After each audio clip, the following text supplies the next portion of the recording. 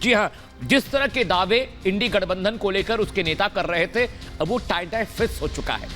अब खबर यह है कि ममता बनर्जी ने साफ साफ कह दिया है, पश्चिम बंगाल में मैं अकेले चुनाव लड़ूंगी, कांग्रेस को एक सीट नहीं देने वाली हूं। पंजाब की हालत भी खराब है, जरा देखिए कि कैसे इंडी गठबंधन अब बिखरने के कगार पर है।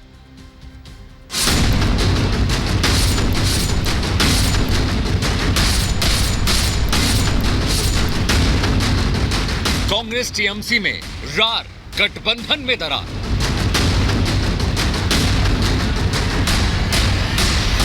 टीएमसी का गठबंधन से किनारा, बंगाल में एकला चलो का नारा। कांग्रेस को लेकर ममता बनर्जी के तेवर तल्ख हैं। गठबंधन में तवज्जो न मिलने से टीएमसी सुप्रीमो की नाराजगी 7वें आसमान पर। सीट शेयरिंग के मुद्दे पर भी कांग्रेस और टीएमसी में लंबे वक्त से खींचतान चल रही थी, लेकिन ममता के एकला चलो वाले बयान ने गठबंधन में बिखराव को देश के सामने लाकर रख दिया। আমার কোনো কথা হয়নি এবং আমি প্রস্তাব দিয়েছিলাম, ওরা প্রথম দিনই প্রত্যাখ্যান করেছে। তখন থেকে আমাদের দল সিদ্ধান্ত নিয়েছে আমরা বাংলায় একা চলবো। ইভেন ওরা যে আজ থেকে র্যালি করেছে, আমাদের একবার as a matter of country আমি ইন্ডিয়ার অ্যালায়েন্স আমাকে একবার জানিয়েছে দিদি আপনার রাজ্যে যাচ্ছি, না জানায়নি। সুতরাং আমার সাথে কোনো সম্পর্ক নেই বাংলার ব্যাপারে। অল ইন্ডিয়ায় কী করবো না করবো আপনার ইলেকশন ভাববো। আমরা সেকুলার পার্টি, আমরা বিজেপিকে হারানোর জন্য যা করা হবে। কিন্তু এখন কোনো চর্চা নেই, মিথ্যে কথা, অ্যাবসলিউটলি রং। মিথ্যেটা আমি বলবো না বলতে, অ্যাবসলিউটলি রং। কোনো কাগজ এটাকে নিয়ে পলিটিক্স করছে, এটা রং। আর একটা কথা বলে দেয়, কাজের চেপকে নিয়ে অনেকে পলিটিক্স করছে। ও তো জেলা পরিষদের সভাধিপতি আছে, আর ওকেও দুটো দায়িত্ব দেওয়া হচ্ছে নাটক টেকুর। ममता के इस बयान में उपेक्षा का दर्द और कांग्रेस से नाराजगी साफ नजर आई। दिल्ली में हुई इंडी गठबंधन की बैठक में ममता बनर्जी ने गठबंधन के संयोजक के तौर पर मल्लिकार्जुन खड़गे का नाम सुझाया था, लेकिन इस सुझाव को नजरअंदाज कर दिया गया। उसके बाद सीट शेयरिंग पर चर्चा करने के बजाय कांग्रेस अपनी राजनीतिक यात्रा पर फोकस करने लगी। कांग्रेस की न्याय यात्रा पश्चिम बंगाल में दाखिल होने जा रही है, लेकिन यहां भी गठबंधन के धर्म को नहीं निभाया गया। ममता बनर्जी की माने तो कांग्रेस ने न तो उन्हें यात्रा के बारे में आधिकारिक जानकारी दी और न ही उन्हें यात्रा में शामिल होने का न्योता दिया। कांग्रेस लंबे वक्त से सीट शेयरिंग के मुद्दे को टाल रही है।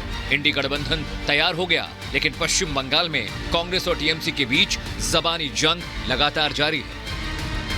ममता बनर्जी की दया से हम लोग नहीं चुनाव लड़ेंगे और लड़ने के नहीं चाहते। कांग्रेस पार्टी अपनी ताकत पर चुनाव लड़ना जानते हैं। जो 2 सीटें हमारा कब्जे में है वो बीजेपी पार्टी और ममता बनर्जी को हरा के हम लोग कब्जे में लाए हैं। ममता बनर्जी की दया दुरज पे कांग्रेस पार्टी अपना राजनीति नहीं करते। ममता बनर्जी के बयान के बाद विपक्ष की सियासत में भूचाल आ गया है। कल तक ममता को नजरअंदाज करने वाली कांग्रेस उन्हें मनाने की कवायद शुरू कर चुकी है। दीदी की नाराजगी को कांग्रेस सत्ता के रास्ते का स्पीड ब्रेकर बता रही है। सियासत में ममता के खत से हर कोई वाकिफ है। यही वजह है कि कांग्रेस के साथ साथ इंडी गठबंधन के दूसरे दल भी दीदी को मनाने की बात कह रहे हैं, लेकिन सीट शेयरिंग के मुद्दे पर कांग्रेस की मंशा भाप चुके दल खुलकर बोलने से बच रहे हैं। तृणमूल कांग्रेस एक बड़ी पार्टी है, सत्ता में है, और कांग्रेस और लेफ्ट उनसे अपोजिशन में चुनाव हमेशा लड़ा करते हैं। इसलिए उनके लिए सीट शेयरिंग थोड़ा सा जो है कॉम्प्लिकेटेड रहेगा, और जो भी छोटे मोटे उनके बीच में मनमुटाव हैं वो हल कर दिए जाएंगे। गठबंधन में बिखराव शुरू हुआ तो बीजेपी नेताओं ने जबानी तीर बरसा दिए। नीति और नियत पर इंडी गठबंधन को कटघरे में खड़ा कर दिया। स्वार्थ का गठबंधन बनता है जब अपॉर्चुनिस्टिक अवसरवाद का गठबंधन बनता है, जिसका न कोई नेता है, न कोई नीति है, न कोई नियत है, और कोई वैकेंसी भी नहीं है। लोकसभा चुनाव करीब है। रामलला की प्राण प्रतिष्ठा से बीजेपी को माइलेज मिल रहा है। पीएम मोदी सागर से सरयू तक के सियासी एजेंडे को साध रहे हैं, लेकिन सत्ता की चाह रखने वाला इंडी गठबंधन बिखर रहा है। क्षेत्रीय पार्टियां अपनी शर्तों पर चुनाव में जाना चाहती हैं, लेकिन कांग्रेस सीट शेयरिंग पर अपनी मंशा अब तक साफ नहीं कर सकी है। ऐसे में देखना दिलचस्प होगा कि क्या कांग्रेस दीदी को मना पाती है या अन्य दल भी ममता की राह पर चल पड़ते हैं। Bureau report, Republic Bharat. और 10 में दम की दूसरी लीड स्टोरी पंजाब से है। पश्चिम बंगाल में टाटा बाय होने के बाद पंजाब से भी कांग्रेस के लिए रेड सिग्नल है। भगवंत मान ने आज खुलेआम ऐलान किया, लोकसभा की 13 सीटों पर वो लड़ने जा रहे हैं, कांग्रेस को एक नहीं देंगे। बड़ा सवाल ये, क्या भारतीय राजनीति में कांग्रेस की धमक कम होती जा रही है?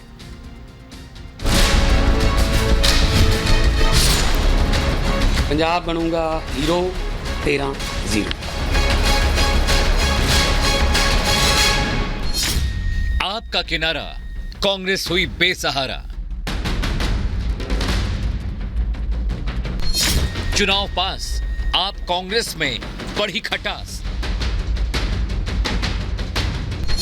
भगवंत अकेले लड़ेंगे चुनाव, कांग्रेस को दोहरा घाव।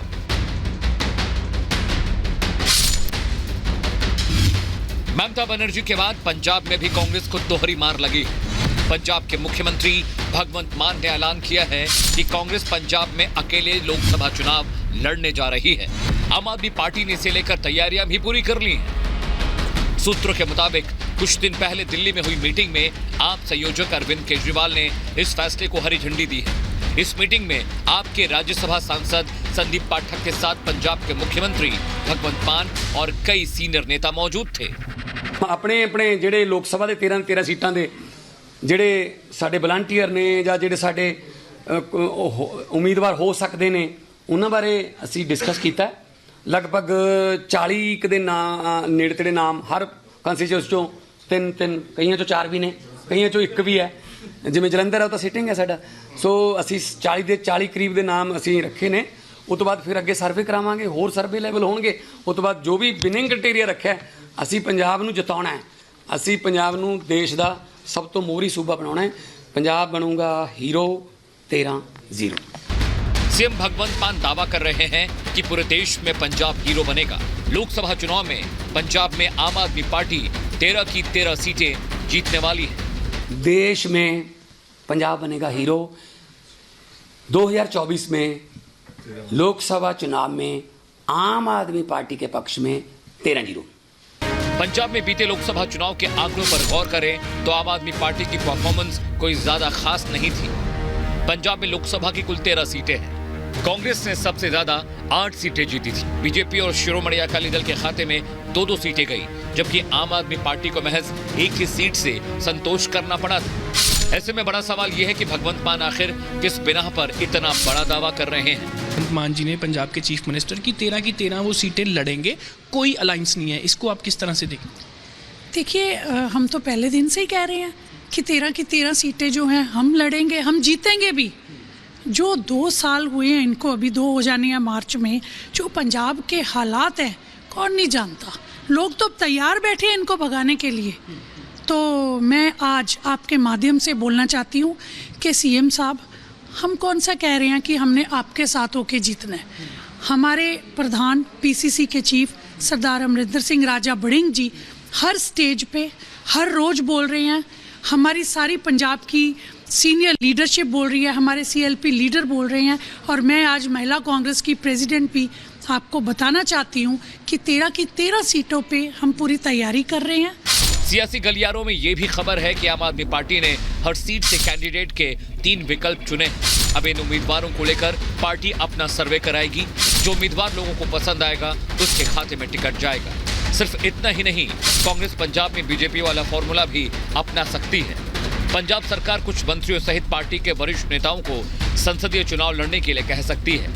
साथ ही युवाओं और महिलाओं को चुनाव में खास तवज्जो दी जाएगी। लोकसभा चुनाव में आम आदमी पार्टी के कांग्रेस से किनारा करने के पीछे की एक और बड़ी वजह है, अब वो समझिए।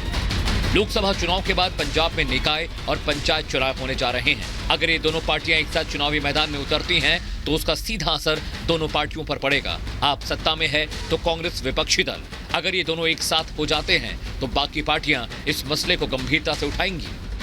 पंजाब के मुख्यमंत्री का बयान ऐसे वक्त में आया है जब आप और कांग्रेस के बीच आम चुनाव के लिए दिल्ली, हरियाणा, गोवा और गुजरात में सीट शेयरिंग को लेकर बातचीत चल रही है। ऐसे में पंजाब में कांग्रेस से किनारा करने की रणनीति से कहीं बाकी राज्यों में आप और कांग्रेस के बीच सीट बंटवारे की योजना खटाई में ना पड़ जाए। Bureau report, Republic Bharat.